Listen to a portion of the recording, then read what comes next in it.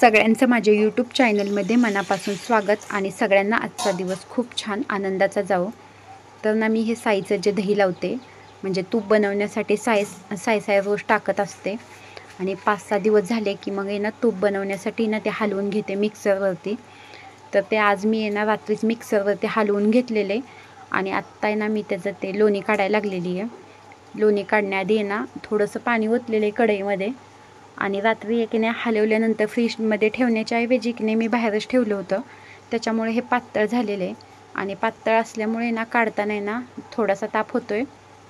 आठवड्यातून एक दिवस एकीने अर्धा पाऊण तास ना तूप बनवण्यासाठी तर द्यावाच लागतो। त्यामुळे आज आणि सकाळच्या वेळेसच लोणी चांगलं व्यवस्थित निघतं आणि तूपही छान होतं, त्याच्यामुळे माझं हे आता तूप काढणं चालू आहे। आणि आता मी हे पाणी काढण्याचा प्रयत्न करते पण ते काय पाणी निघत नाहीये, ते पातळच आहे। त्याच्यामुळे ना आता फ्रीजमध्ये ठेवणार आहे आणि आता तुळशीची पानं घेऊन येणार आहे। आधी हे काम सासूबाईच करायच्या, त्यामुळे ना तूप बनवताना सासूबाईंची ना आठवण येते। अशी कामं आहेत ना, म्हणजे अशी छोटी छोटी कामांची मदत वयस्कर माणसं घरात असतील ना तर केली तर खूप बरं वाटतं। पण सगळ्याच गोष्टी आपल्याला करायच्या म्हटल्यावरती जरा थोडं वेळ जातो त्यात आणि मग थोडा उशीरच होतो।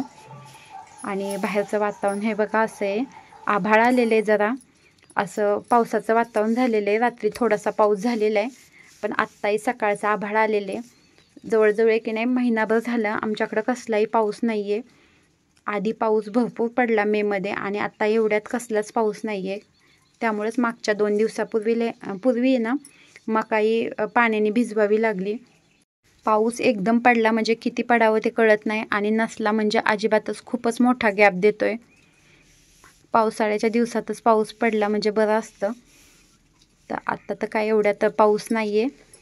आणि आता ही तुळशीची पानं घेतलेली आहेत, घराशेजारी अशा भरपूर तुळशी उगवलेले आहेत, तशी भरपूर अशी तुळशीची पानं घातली ना म्हणजे तूप खमंग होतं।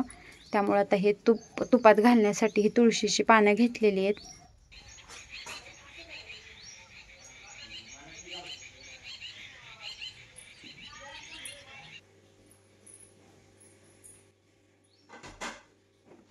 लोणी ना काढून मी फ्रीजरमध्ये ठेवलं होतं, कारण ना फ्रीजमध्ये खाली ठेवलं तर लवकर घट्ट होणार नाही, फ्रीजरमध्ये ना पटकन घट्ट होतं। त्यामुळे ना लोणी मी फ्रीजरमध्ये ठेवलं होतं आणि आता काढून घेतलेले आणि आता धुवून घेते।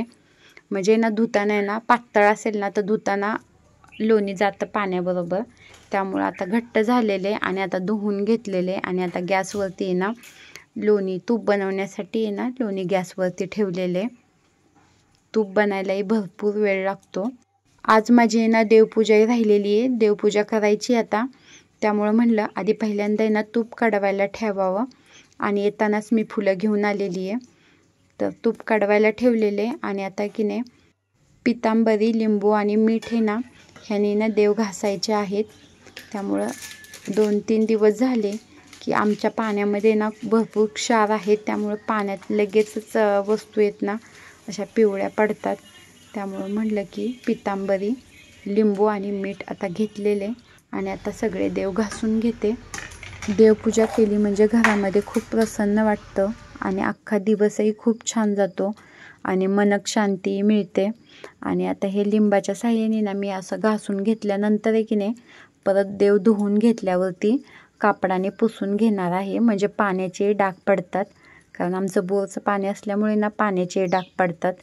आता थोड्या दिवसानंतर म्हणजे घराचं बांधकाम कंप्लीट झाल्यानंतर आहे ना मशीनच लावायची आहे।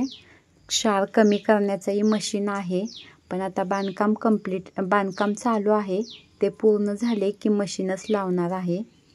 हे ना आमच्या घरच्या नारळाचं खोबरं आहे आणि उन्हाळ्यामध्ये ना आम्ही सगळे नारळ फोडून घेतले आणि त्यानंतर वाळवून घेतले होते टेरेसवरती आणि वाळवून त्याचे ना तुकडे असे केले होते आणि वाळवल्यामुळे ना एकदम असे कडक वाळले होते।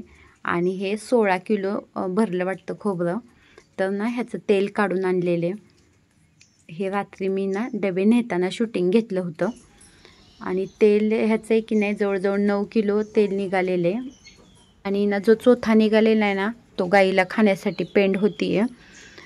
तेलामध्ये सर्वात जास्त भेसळ होते। आम्ही ना शक्यतो तेल ना काढूनच आणतो, नारळ घरचे असतील तर नारळाचंही तेल काढून आणतो। आणि नारळाचं तेल आहे की नाही थोडासा वास येतो, आपल्याला खाण्याची सवय नसते, त्याच्यामुळे ना तळलेले पदार्थ असतील ना भजी वगैरे तर त्याचा वास येतो तेलाचा, कारण आपण डोक्याला तेल लावतो तसंच आपण खातोय की काय असं वाटतं.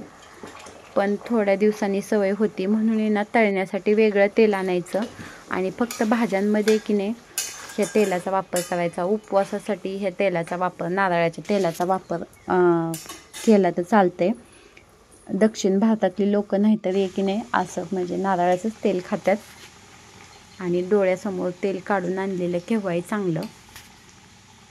तिथे की नाही मागच्या वेळेस मी तेल काढायला गेले होते तेव्हा ना तिथं सरकी म्हणजे सोयाबीनचं किंवा की नाही सूर्यफुलाचंही तेल काढून देतात.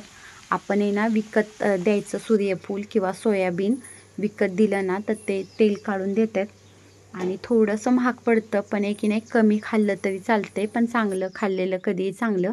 तर असं हे तेल काढून आणलेले. हे तेल आहे ना थोडंसं असं जास्त की नाही आपण विकतचं तेल आणतो ते एकदम स्वच्छ दिसतं, तसं हे तेल दिसत नाही. हे थोडंसं असं गढूळ दिसतं. 2-3 दिवस आहे ना ह्या डब्यामध्येच ठेवणार आहे, स्टीलच्या डब्यामध्ये काढून आणलेले तेल, कारण आहे ना तेल काढल्यावरती ना भरपूर गरम असतं तेल आणि त्यामुळे ते स्टीलच्या डब्यात काढून आणले. प्लॅस्टिकमध्ये काढायला नको म्हणून स्टीलच्या डब्यात काढून आणलेले. आणि आता आज आहे की नाही काहीही नियोजन नसताना ना मी ह्याच्यामध्ये गेले होते दुकानामध्ये, ह्यांची खरेदी होती, पण मी सहज साड्या बघितल्या आणि 2 पसंत झाल्या साड्या, त्यामुळे ना 2 साड्यांची खरेदी केलेली आहे. काढल्यानंतर जाणार पण जात नाही शक्यतो. म्हणून तर हे सिंपल